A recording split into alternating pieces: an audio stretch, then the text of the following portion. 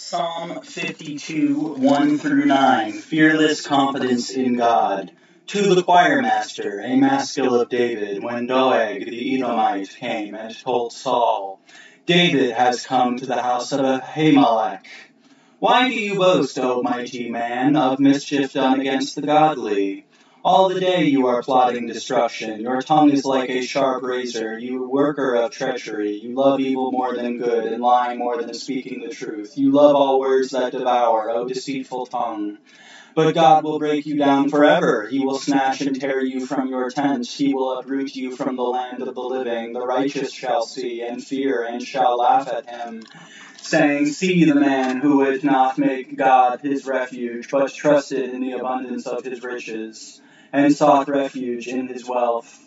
But I am like a green olive tree in the house of God. I trust in the steadfast love of God forever and ever. I will thank thee forever because thou hast done it. I will proclaim thy name, for it is good in the presence of the godly.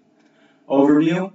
The confusion of languages at the Tower of Babel ended humanity's united effort in doing evil, but on Pentecost, the Holy Spirit began to restore that lingual unity and harmony among people. Gregory of Nazianzus.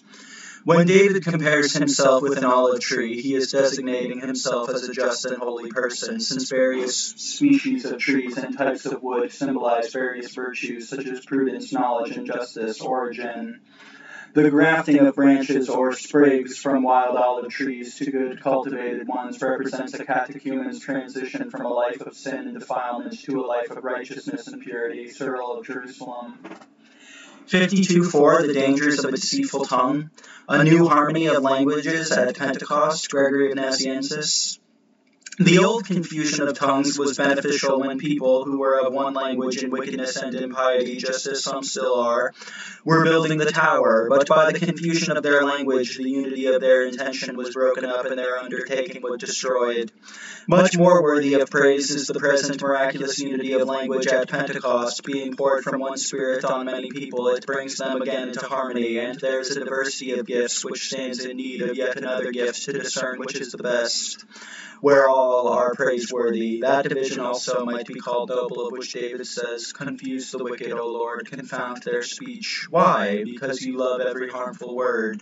O you deceitful tongue, here he very expressly indicts the tongues of the present day that sever the Godhead.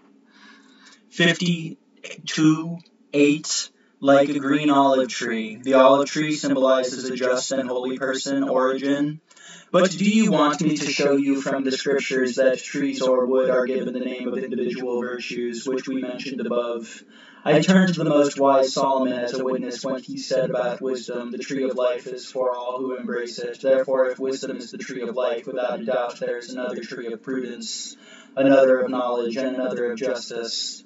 For logically, it is not said that only wisdom of all the virtues was worthy to be called the tree of life, but that the other virtues did not receive names of similar sort. Therefore the trees of the field will give their fruit. This is what I believe the blessed David also understood about himself when he said, But I am as a fruitful olive tree in the house of God. From this he clearly shows that the olive tree designates a just and holy person. Bear worthy fruit. Cyril of Jerusalem. You are being armed not with perishable, but with spiritual weapons. The paradise in which you are being planted is the soul's paradise, wherein you will be named with a name you did not have before. You were a catechumen till now, but now you are to be called believer.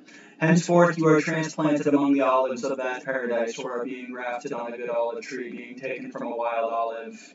You pass from sins to righteousness, from defilements to purity. You are becoming part of the holy vine. If then you abide in the vine, you grow into a fruitful branch. But if you do not so abide, you will be burned up in the fire. Let us therefore bring forth worthy fruit, for let not that come about that there should happen to us what happened to the barren fig tree in the gospel.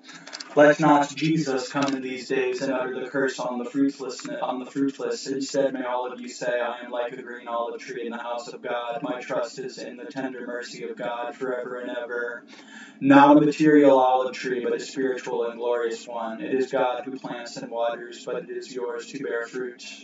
God's to bestow the gift, and yours to receive it and keep it forever. But do not esteem the gift lightly, because it is given freely. Rather, receive it reverently, and guard it with care.